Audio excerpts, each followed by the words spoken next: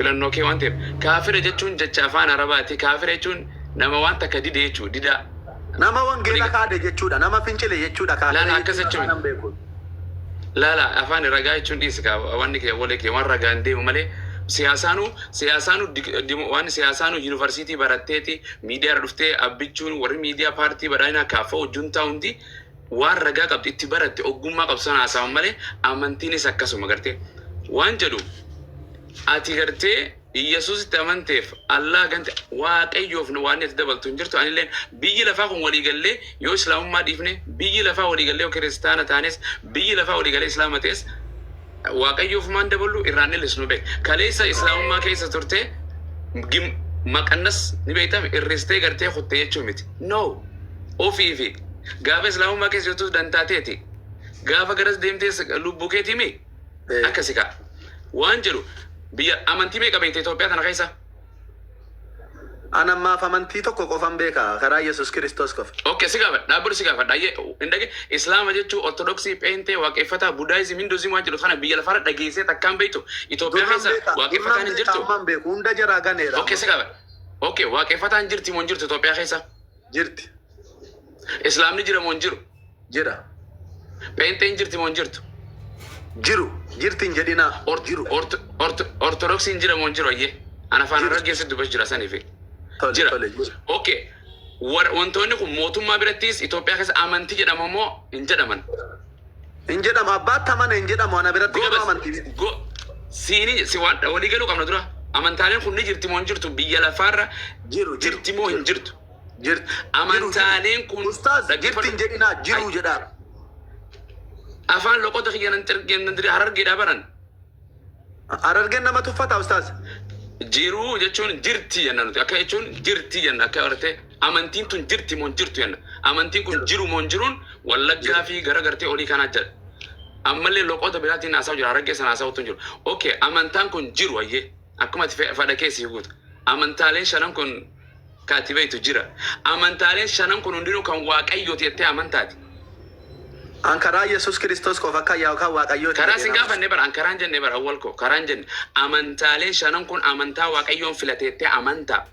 Ole yoo gaaffiidhaan na fuutanii deemuu barbaadan isinis yeroo ji'a sadiinaa kennaa isinan jaalladha. San siin hin jenne waan si jedhe waan bar wangeela irraa sin gaafanne quraan irraa sin gaafanne akka sammuu keetii yaada keetii loojikii waaqayyoon sammuu sii kenne. Ani isanitti amane malee hin beeku waa biraan gaafata. Na jalaan fiigin ka awwal koo maaliif fiigaan jiru.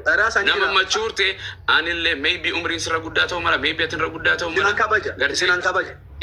Waan jedhu waa hunda beekta jeesin amanu waa hunda wallaalta jedhee sin amanu. Waliigallee aaniin kunis waa hunda beekee jedhee of hin amanu waa hundaan wallaala jedhee of hin amanu. Waani beekta waan hin beeknes baay'ee jira. Waan jedhe amantaaleen shanan kun jira moo hin jiru jennaan ni jira waliin jenne. Gaafa xumura. Amantaan sanaa oltu jira ustaaz.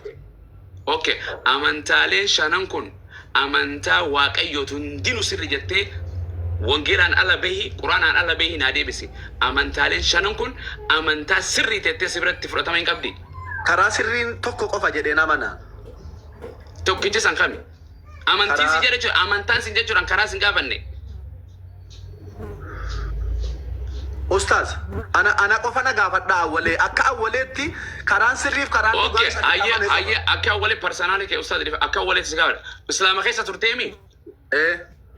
Waggaa meeqa turte?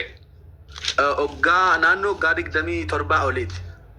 Waggaa 27 olii turte. Islaamummaa baratte? Ammoo? Ati waggaa 27 guutuu. Ammuma ijoolleen miidiyaa irraa nama arrabsan baratan baradheeraanis. Ansan siin jedhe waan namaa dhiise anaa fi ati me and you anaa fi ati dubbachuu awwalee waggaa 27 amma na fayyadu baradheera fakkeenyaaf waan itti sagadu beekaa shaadaa beeka. Si gaafadha holdan is okay waggaa 27 islaamummaa keessa turte waggaa tokko akkana dura gara gartee gara gooftaa Yesuus jettee dhufteemi. Guyyaa 8 dura. Guyyaa 8 dura. Tole islaamummaa baratteemi? Eessa baratte? Gaatiraattiin baradhe biyya ulamootaa biyya sheekii gurguddaa gaatiraatti. Okay, sheeyyinet irra baratte tafsiira eenyu? Tafsiira baradheera hin jennaan. Hin beektu jechuudha. Hin baranne kaa baradhe maaf naan jette duba? waan hunda wallaaltu ustaaza ilaa. Okay, sheekh. Okay, madarasa irraa si gaafadha. Madarasa baratte? An ustaaz an nama marra buka. Rabbi Allah. Mali hunda beeku. Yo ya awwale. Qur'aana sinii qara'u. Please naa qara isin hin jenne. Waan si gaafadhu qofa please. Maqaan kee eenyu sin jedhe maqaa abbaa keetiin hafi nimta awwalee ko maquma keeti. Islaamummaa keessa waggaa 27 turte. Barattee sin jennaan baradhee naan jette. Tafsira eenyu rasheenis barse eenyu naan hin barannee naan jette goobas. Madarasaa baratte? Madarasaa baradheera duraanee. Madarasaa kami baratte? Madarasaa gaattiraa jiruttan baradhe. Madarasaa gaattiraa barsiisaan kee eenyu? Amma lubbuun hin jiranu qabreen itti rabba taaraaramu ustaaz Sharafuddin jennaan jiru ustaaz baay'ee jiru. Okay, Sharafuddin ayye rabbi rahmat isaa godhu.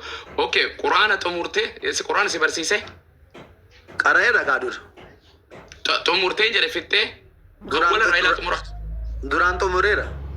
Kale dabarte duraan jedhin xumure ma jedhi? Xumurtee? In xumurre jedhaan jiru xumuruu koon isinitti maa jira ustaaz gaaffiina gaafachuudha yeroo ji'a sadii kennaa jiru. Waa'ee keessa aan kiristaanummaa irra si gaafachuun deemu islaamummaa irra si gaafachuudha wala. Isin gaafadhe yuunaan deebisnee mundi keessa. Qoy kana wallahi si deebisa na gaafatta. Waa'ee galtee nuti bakka kana comparative religion wala wani amma waa'ee sila keetii qofaan si gaafatu. Gaaffiyaan isin gaafadhe naa deebistan malee in deebisu sana gaafataa jirtan. Please. Nama kuma shanti jira. Nama kuma shanti jira. Nama lakkaawwan namni miliyoona 5 Oromoon guutuun gartee Itoophiyaan guutuun haa dhufte awwal kiyya please. Waanan isin gaafadhe naa deebisa. Nama machuur teemi. Waanan isin gaafadhe naa deebisa. An waa'ee keetira daqiiqaa muraasa naa kenni si ka islaamummaa ta'in